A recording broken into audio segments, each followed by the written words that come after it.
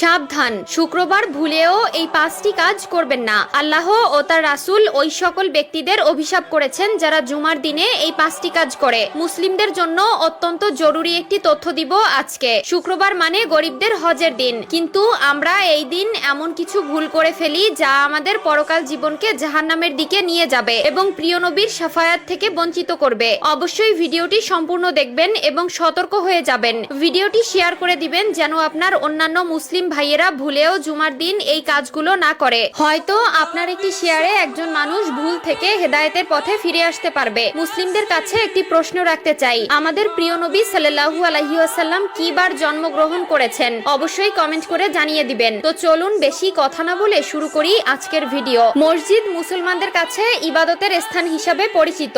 এরপরও আমরা মসজিদে এমন কিছু কাজ করে থাকি যা মসজিদের পবিত্রতা নষ্ট করে। তাই মসজিদের পবিত্রতা রক্ষার জন্য কোরআন হাদিসে নিষিদ্ধ বিষয়ের উপর লক্ষ্য রাখা উচিত। 1 নম্বরে কোনো নামাজি অন্য নামাজিকে উঠিয়ে দিয়ে বসা যাবে না। রুদ্দুল মুখতার 630। মসজিদের ভেতরে প্রতি ওয়াক্ত নামাজ একই স্থানে আদায় করার জন্য কোনো লোক নির্দিষ্ট জায়গা রাখতে পারবে না। 2 নম্বরে রয়েছে মসজিদে হারানো বস্তু তালাশ করা যাবে না, কারণ মসজিদে দ্বীনের কথা বা কাজ ব্যতীত অন্য কোনো কথা বা কাজ করা নিষেধ। মিশকাত শরীফ 654। হযরত আবু হুরায়রা রাদিয়াল্লাহু তাআলা আনহু হতে বর্ণিত, রাসূলুল্লাহ সাল্লাল্লাহু আলাইহি ওয়াসাল্লাম বলেন, তোমাদের কেউ যদি মসজিদে হারানো বিজ্ঞপ্তি দিতে শুনে তাহলে সে যেন বলে, আল্লাহ তোমাকে ওই জিনিস ফিরিয়ে না দিক, কেননা মসজিদ এই সকল কাজের জন্য নির্মাণ করা হয়নি। মুসলিম শরীফ 568। 3 নম্বরে মসজিদে দুর্গন্ধময় কোনো জিনিস খেয়ে বা নিয়ে প্রবেশ করা নিষেধ। মিশকাত শরীফ 655। রাসূলুল্লাহ সাল্লাল্লাহু আলাইহি ওয়াসাল্লাম বলেন, যে ব্যক্তি দুর্গন্ধযুক্ত খাবার খায় সে যেন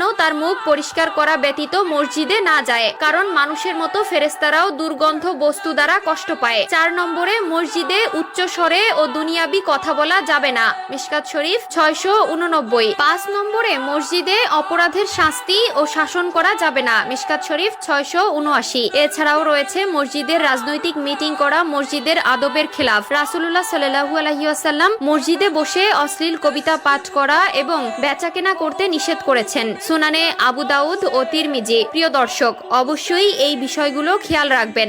মসজিদে আপনার দ্বারা যেন কেউ কষ্ট না পায়। মসজিদ হলো আল্লাহর ঘর। আমাদের অধিকাংশ মুসলিমরা দিনের 5 ওয়াক্ত নামাজ আদায় না করলেও শুক্রবার জুমার দিন ঠিকই নামাজ আদায় করে, আর এই দিন এই ভুলগুলো সবাই করে থাকে। আল্লাহ আমাদের সবাইকে সঠিক বুঝ দান করার তৌফিক দান করুক, আমিন।